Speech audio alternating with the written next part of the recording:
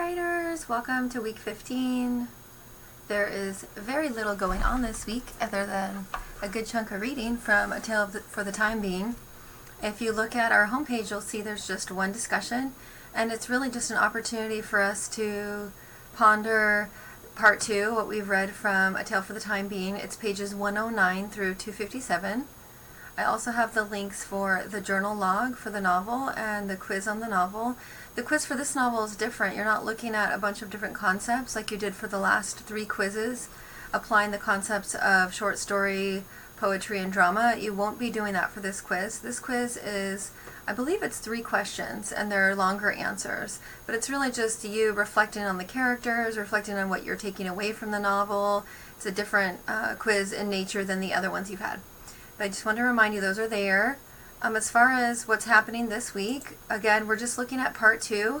I went ahead and stripped down the week to where you're just reading part 2, and then there's one discussion.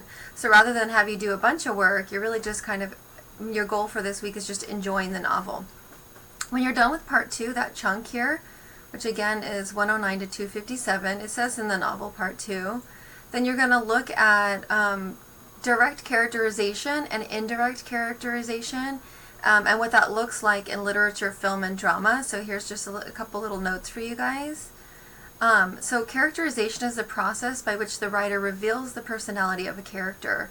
Characterization is revealed through direct characterization or indirect characterization. So this is something you guys have already been talking about on the discussions when you're introduced to now through the writer in the story, Ruth, who happens to share the same name as the writer, Ruth Ozeki. Remember, they are different people. There's the fictional Ruth, who's the writer in the story, and then there's the real writer, Ruth Ozeki. So we learn about now through the character of Ruth and through the journal, and so that would be an example of characterization. So you're going to delve into that for this discussion. Your task, I revised it just a little bit, and your task is a 3-fold task. You have 3 paragraphs. You're going to choose one of the characters and write a 1-paragraph characterization of him or her connecting to the concepts above here when you're looking at speech, thoughts, affect, actions, and then looks. Based on the text itself. So remember, you're using the text to guide you through understanding that specific character, whether it's Chico, or whether it's Now, or whether it's her mother or father. There really aren't a whole lot of characters in this story, but you can choose whichever one you want at this point. Again, that's the first paragraph. The second paragraph is telling us who you would cast as the character that you picked in a movie and why. So remember, you can jump out of traditional casting roles and diversify. Just have fun with that part too, the paragraph. And then in the third paragraph, I wanted to delve deeper into the topics and themes that you see emerging in the novel. You're going to tell us which one you find interesting and why. You're welcome to list a few in your paragraph as well.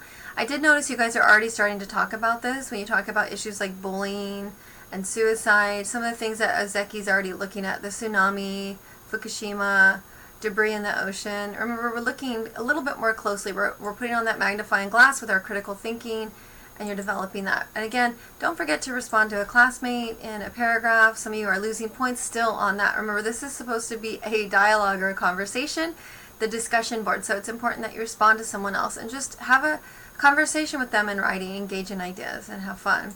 You guys are doing a great job. I was excited to see your thoughts on the novel so far. Many of you are concerned that the novel might be filled with tragedy. It is filled with sadness and the reality and the harshities of life, but it's also filled with beauty and relationship and joy. And so you can trust that as you move on. This novel is not considered a tragedy. So just keep that in mind as you're reading. I hope that's not too much of a spoiler for some of you. But again, enjoy the novel. I'm just going to go back here and kind of show you what we have left for the semester. So I'm just going to discussions if it loads here.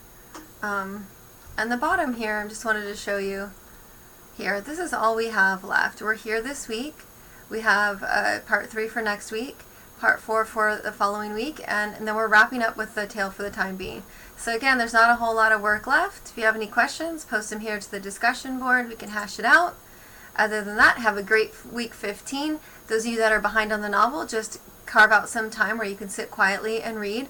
I know that Nicole from class, either this class or my other class online, Also got the audiobook, so she's listening to it. When I saw that post, I thought, wow, it's a great idea for those of you that are auditory. There's also the audiobook version of A Tale for the Time Being.